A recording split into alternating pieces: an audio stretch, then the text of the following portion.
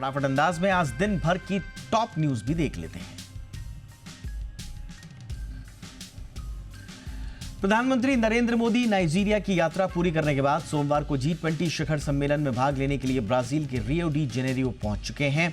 विदेश मंत्रालय ने प्रधानमंत्री नरेंद्र मोदी की रियो डी जेनेरियो हवाई अड्डे पर पहुंचने की तस्वीरें साझा की हैं, जहां उनका स्वागत भारतीय परंपरा के मुताबिक हुआ। शिखर सम्मेलन 18-19 नवंबर को आयोजित होगा। इसमें अमेरिका के राष्ट्रपति जो बाइडेन, चीन के राष्ट्रपति शी जिनपिंग भी शामिल होंगे। प्रधानमंत्री मोदी की यह यात्रा 3 देशों की यात्रा का हिस्सा है, जिसमें नाइजीरिया, ब्राजील और गुयाना शामिल हैं। पीएम मोदी इसके बाद गुयाना जा रहे हैं।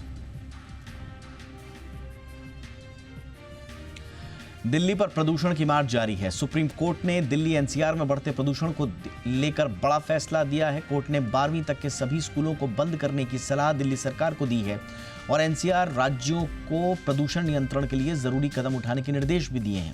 इसके अलावा कोर्ट ने दिल्ली सरकार से सवाल किया कि उन्होंने प्रदूषण रोकने के लिए क्या क्या कदम उठाए। कोर्ट इस बात से नाराज दिखा कि प्रदूषण के स्तर में खतरनाक बढ़ोतरी के बावजूद सरकार ने ग्रैब के तमाम चरणों को लागू करने की बजाय मौसम की स्थिति में सुधार का इंतजार किया।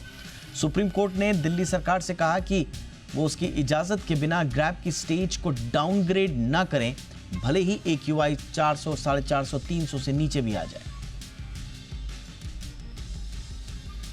मणिपुर में बिगड़ती कानून व्यवस्था को लेकर केंद्र सरकार ने बड़ा फैसला लिया है। गृह मंत्रालय ने मणिपुर में 50 अतिरिक्त कंपनियां भेजने का फैसला किया है। इसमें 35 CRPF की और 15 BSF की टुकड़ियां शामिल होंगी। इससे पहले 20 टुकड़ियां भेजी गई थी। गृह मंत्री अमित शाह ने सोमवार को मणिपुर के हालात पर वरिष्ठ अधिकारियों के साथ आज बैठक भी की। मणिपुर में ताज़ा हिंसा में प्रदर्शनकारियों ने 16 नवंबर को मणिपुर के मुख्यमंत्री N बीरेन सिंह के आवास पर और 3 राज्य मंत्रियों और 6 विधायकों के घरों पर हमला भी कर दिया था। वहां पर हिंसा में कुछ और लोगों की मृत्यु भी हुई है। इम्फाल पूर्व में कर्फ्यू के साथ साथ इम्फाल पश्चिम में कर्फ्यू के साथ साथ राज्य की जो तमाम यूनिवर्सिटीज़ हैं, संस्थान हैं, कॉलेजेस हैं, उन्हें मंगलवार तक बंद रखने की घोषणा की गई है। सुप्रीम कोर्ट ने पंजाब के पूर्व मुख्यमंत्री बेअंत सिंह की हत्या मामले में मौत की सजा पाने वाले बलवंत सिंह राजोआना की दया याचिका को राष्ट्रपति के सामने रखने का निर्देश दिया है। कोर्ट ने राष्ट्रपति द्रौपदी मुर्मू के सचिव को यह आदेश दिया है और कहा है कि राष्ट्रपति को 2 सप्ताह के भीतर इस पर विचार करना चाहिए। राजोआना को 1995 में चंडीगढ़ में हुए विस्फोट में दोषी पाया गया था, जिसमें बेअंत सिंह समेत 17 लोगों की मौत हो गई थी। विशेष अदालत ने उसे 2007 में मौत की सजा सुनाई थी। सुप्रीम कोर्ट ने कहा कि मामले में आगे की सुनवाई 5 दिसंबर को होगी।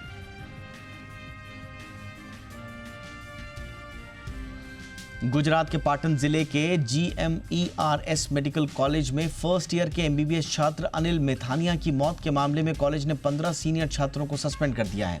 साथ ही उनके खिलाफ FIR दर्ज भी की गई है। जांच में सामने आया कि सीनियर छात्रों ने उसकी रैगिंग की थी।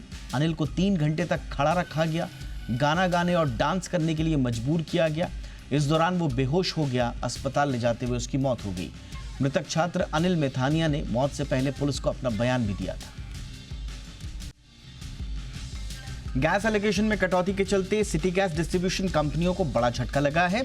इस कटौती के ऐलान के बाद आज बाजार खुलते ही जहां IGL, MGL में 5% का लोअर सर्किट लग गया, वहीं अदानी टोटल गैस में करीब 4% की गिरावट देखने को मिली। ये गिरावट गेल के उस ऐलान का असर है जिसमें कंपनी ने सिटी गैस डिस्ट्रीब्यूशन कंपनियों के लिए गैस आवंटन में 13 से 20% की कटौती कर दी है, जिसे 16 नवंबर से लागू कर दिया गया। इसके अलावा ONGC ने APM गैस आवंटन 20% घटाया था, जिससे इन कंपनियों के मार्जिन पर इसके असर की उम्मीद जताई जा रही है। वहीं सरकार ने लगातार दूसरे महीने APM गैस आवंटन में कटौती की है। मार्केट रेगुलेटर सेबी ने अब 3 ऑनलाइन बॉन्ड प्लेटफॉर्म्स के खिलाफ सख्त कदम उठाते हुए और इन पर पाबंदी लगा दी है।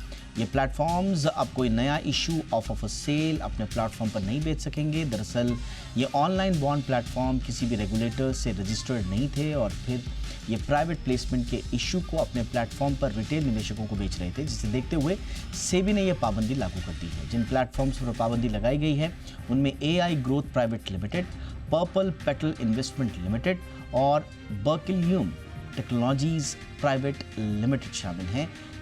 इन सभी पर सेबी के अंतरिम आदेश तक पाबंदी होगी।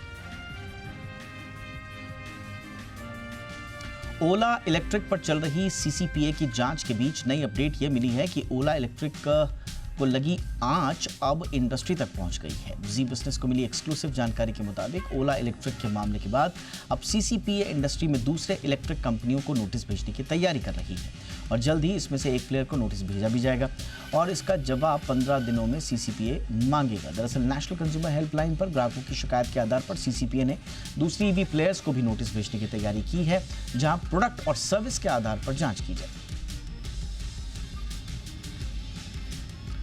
वित्तीय संकट से जूझ रही अमेरिकी एयरप्लेन कंपनी बोइंग ने अपने 400 एम्प्लॉइज को छटनी का नोटिस भेज दिया है। वहीं कंपनी की योजना लगभग 17,000 एम्प्लॉइज की जॉब कटौती की है। दरअसल अभी बोइंग ने अपने प्रोफेशनल एयरोस्पेस लेबर यूनियन के 400 से ज्यादा मेंबर्स के छटनी के नोटिस भेजे हैं।